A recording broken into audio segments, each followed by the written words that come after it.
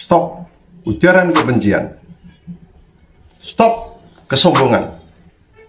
Saatnya kita menjaga keharmonisan.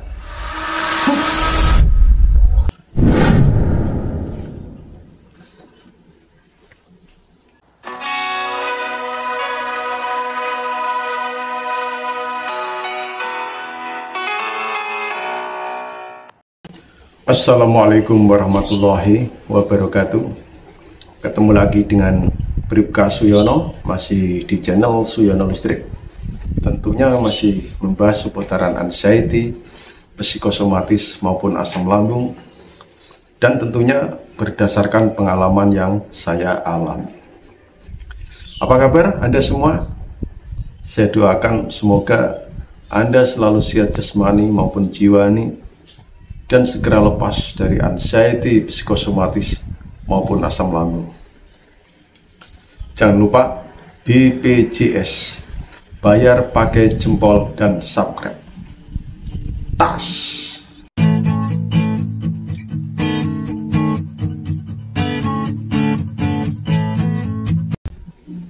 Ya, pada pembahasan kali ini saya akan lebih yaitu mengolah rasa kita, menenangkan jiwa kita, menstabilkan jiwa kita. Biar apa?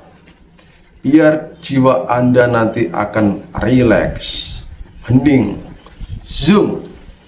Ya. Karena apa? Anda ini menderita anxiety, psikosomatis. Enggak kok Pak, saya menderita asam lambung. Asam lambung Anda itu sudah sering saya keluarkan. Kalau asam lambung Anda itu dari pola makan, dengan Anda menjaga pola makan Anda, terapi dokter, itu saya yakin sudah sembuh. Tetapi kalau asam lambung itu berasal dari pikiran Anda, dari gejala-gejala psikosomatis, dari kecemasan Anda, dari ribetnya pikiran Anda, asam lambung itu akan tetap naik. Gitu yang perlu Anda pahami ya. Jadi Anda jangan terfokus sama sensasi yang ada di lambung Anda. Amati pikiran Anda. Gitu. Jangan selalu Anda mengamati, wah ini kok begini, ini kok begini, ini kok begini. Susah Anda nanti. Pikiran Anda kacau balau ya, kacau balau. Oke, langsung saja saya bahas ke topik yang sebenarnya ini menarik, yang sebenarnya wajib Anda tonton dan wajib Anda terapkan dalam keseharian Anda, yaitu apa? Menjaga jiwa kita agar selalu rileks, agar stabil, agar tenang, gitu. Sebenarnya banyak sekali, tetapi ini akan saya kupas poin-poinnya saja ya, yang saya ketahui, yang saya lakukan.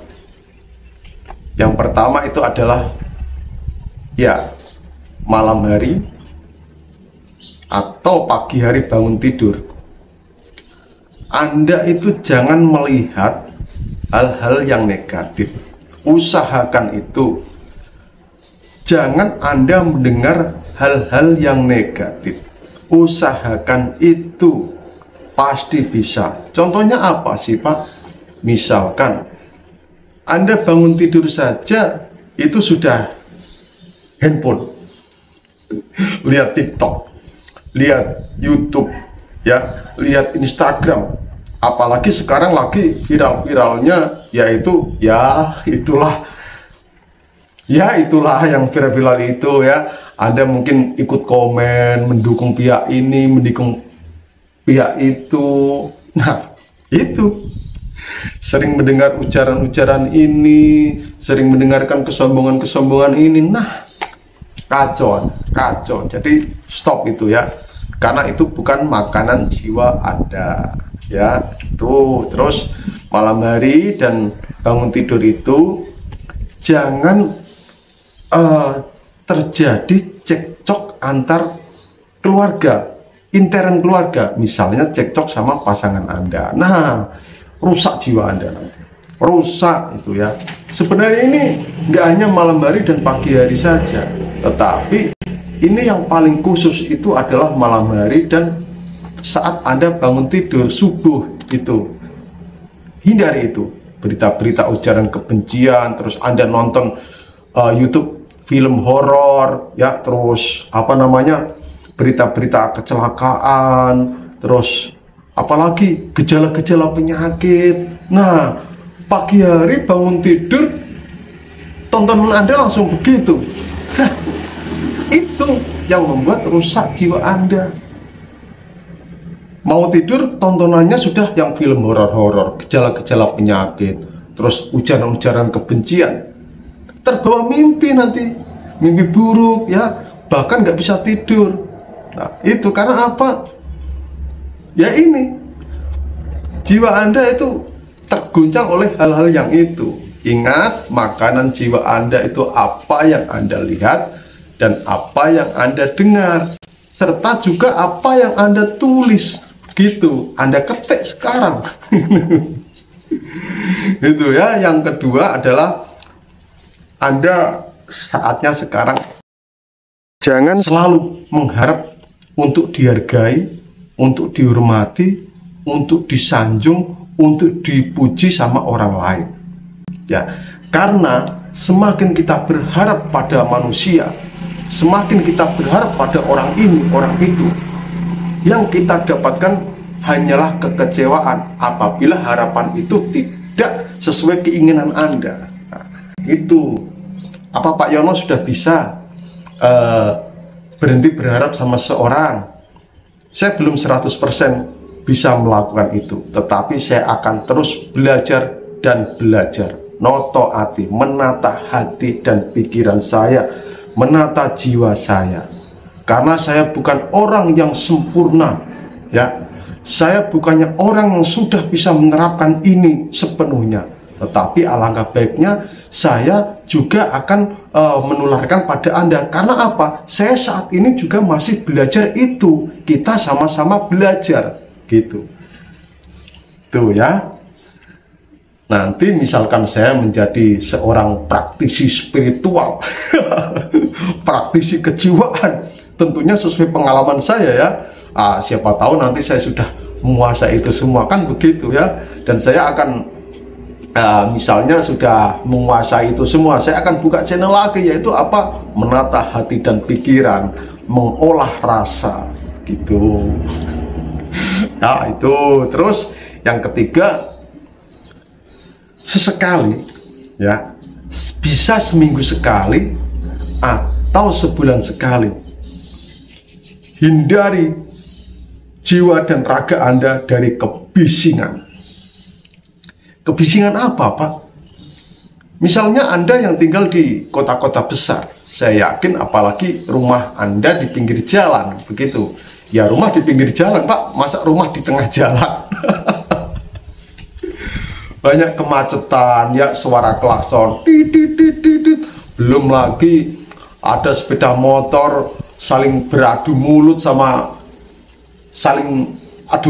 sama pengendara karena rebut jalan dan sebagainya. Nah, ya sekali seminggu atau sebulan sekali, cobalah Anda luangkan waktu untuk menghindari hal-hal yang bising.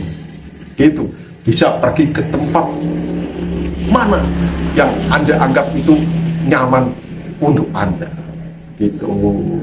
Atau kalau Anda belum bisa melakukan itu, nggak ada waktu, bisa Anda lakukan di rumah. Walaupun ya Anda sudah masih mendengar kebisingan-kebisingan itu, cobalah rilekskan jiwa Anda ya, yaitu dengan apa? Pasti Anda bosan, meditasi, relaksasi, dengarkan musik-musik yang menenangkan hati. Kalau muslim kan bisa dengar sholawat ya, murotal Al-Quran, terus ceramah-ceramah dari ustadz atau kiai panutan Anda. Kan bisa begitu. Semua itu bisa Anda lakukan asalkan Anda mau. Dan usahakan sebelum tidur sudah sugestikan di diri Anda itu malas untuk berpikir. Usahakan malas untuk berpikir. Jangan berpikir. Tentunya memang ada tuntunannya, yaitu saya sudah ada meditasi, yaitu heningkan pikiran juga sudah ada, terus rilekskan jiwa raga sudah ada, istirahatkan otak. Nah, ini di situ ada sugesti malas untuk berpikir. Nah, nanti Anda cari gitu ya. Jadi Anda jangan mendengarkan saja motivasi, lakukan. Tip-tipnya itu Anda lakukan. Kalau nggak ada lakukan, hanya Anda angan-angan, ya nggak akan masuk itu ya. Tuh. Terus yang keempat, ini bersedekah ya, walaupun tidak dengan uang, bisa dengan senyuman. Kayak saya ini bisa dengan senyuman atau bisa dengan jasa, misalkan membantu tetangga yang dalam kesulitan dengan tenaga Anda ya, menjenguk tetangga Anda yang lagi ada musibah, misalnya sakit, dengan menjenguk aja, memberi motivasi, sabar ya, sabar, sabar. Itu kata-kata dari Anda yang sabar-sabar itu terserap di diri mereka yang alami musibah, begitu. Itu tidak harus dengan harta. Dan memang kalau Anda cukup, harta Anda cukup untuk bersedekah, ya silakan, gitu. Pasti Anda, Bapak Yono sering bersedekah. Saya nggak mau cerita, karena sedekah itu ibaratnya, kalau kita sedekah harta ya, ibaratnya itu tangan kanan memberi, tangan kiri tidak mengetahui, gitu. Oke, paham ya Anda ya?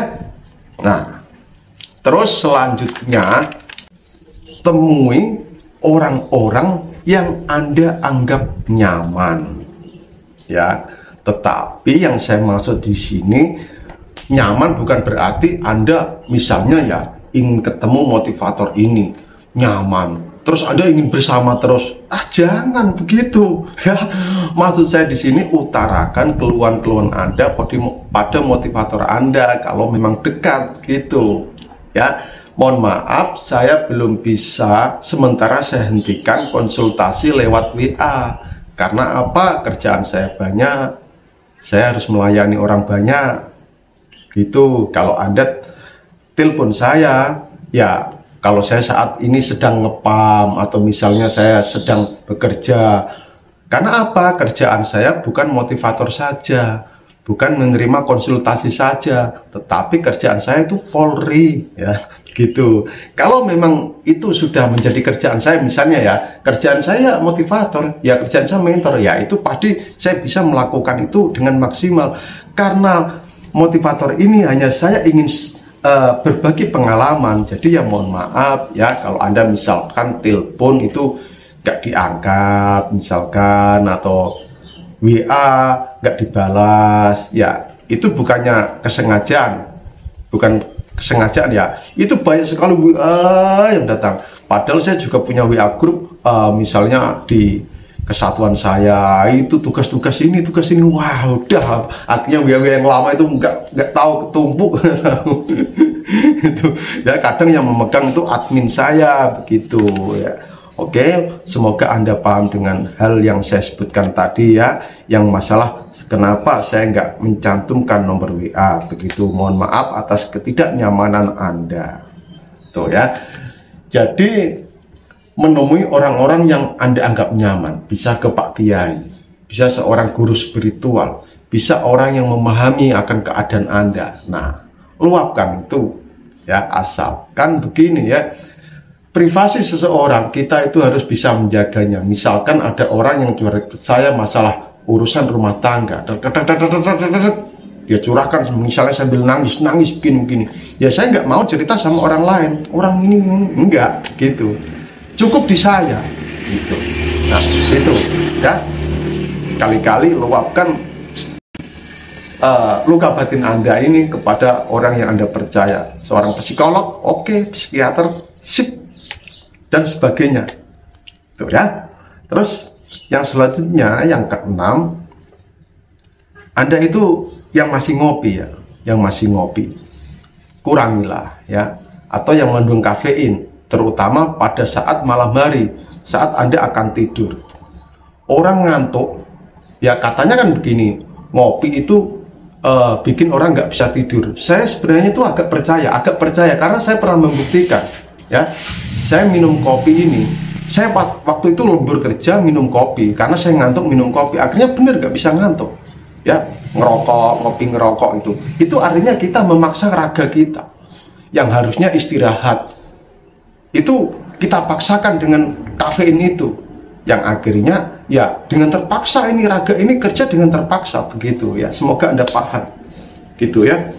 Terus yang ketujuh, luapkan kekesalan Anda itu hanya pada Allah, mengadu hanya pada Allah ya. Misalnya Anda kesel sama orang yang pernah menyakiti Anda, kesel sama ini, jangan ceritakan pada orang lain. Saya kesel itu sama dia itu begini-begini. Nanti orang lain pasti cerita juga, saya juga pernah sih. Itu akhirnya menjadi ujaran kebencian, menebar kebencian gitu ya. Apa Pak Yono sudah bisa melakukan itu? Alhamdulillah sudah. Kalau saya kesal sama seseorang, saya hanya mengatakan, ya Allah, orang ini bicara begini ya Allah, ampunilah dia. Itu aja. itu ya. Jadi kalau kita menceritakan aib seseorang itu sama aja kan. Kalau kita gibah itu kan sama aja memakai bangkai saudara kita sendiri kan begitu ya. Itu. Terus yang kedelapan adalah sekali-kali ya puji diri Anda sendiri ya, sayangi diri Anda sendiri. Dengan apa? Dengan sugesti, dengan afirmasi-afirmasi. Misalkan kayak saya ini, saya sekarang umur saya kan 45 tahun, kok masih kayak muda ya, kok masih kayak umur 30 ya. Atau Anda pernah misalnya berjasa sama siapa? Oh, saya dulu pernah berjasa sama dia. Tetapi jangan Anda pamerkan pada orang ya. Cukup Anda saja bicara dengan diri Anda begitu. Kayak saya ini, oh saya jelek-jelek begini, tapi dalam hati ya, saya jelek-jelek begini, saya itu pernah bertugas di Timur mempertahankan keutuhan NKRI. Saya jelek-jelek begini, walaupun saya hanya polisi, yang katanya polisi itu tugasnya hanya di jalan saja menangkap maling. Oh ternyata saya tidak kok. Saya ini pernah mempertahankan keutuhan NKRI. Saya pernah tugas di Aceh ya. Bangga saya dapat penghargaan dari presiden. Nah itu berbicara. Saya pernah menjaga atau mendamaikan perang antar agama di Ambon. Saya berjasa itu. Bangkitkan dalam hati saya bangkitkan itu. Agar saya apa ya, saya percaya dengan diri saya itu. Walaupun saya misalnya nggak mendapat pujian dari orang, tapi saya puji diri saya sendiri gitu ya. Terus yang ke-9, hindari orang-orang toksik, orang-orang yang sering mencibir, orang-orang yang sering pamer, orang-orang yang sering gibah. Hindari itu. Karena apa? Itu bukan makanan jiwa Anda. Tuh. Paham ya? Nah, itu, hindari orang itu. Misalkan orang ini kok sering bilang saya makin kurus, makin pucat, hindari dia. Sudah. Gitu. Oke? Semoga Anda bisa memahami apa yang saya ungkapkan. Semoga bermanfaat juga ya bagi diri Anda dan bagi saya sendiri, karena saya juga baru belajar gitu. Mungkin hanya itu saja. Salam sehat dari Bribka Astiono. Wassalamualaikum warahmatullahi wabarakatuh.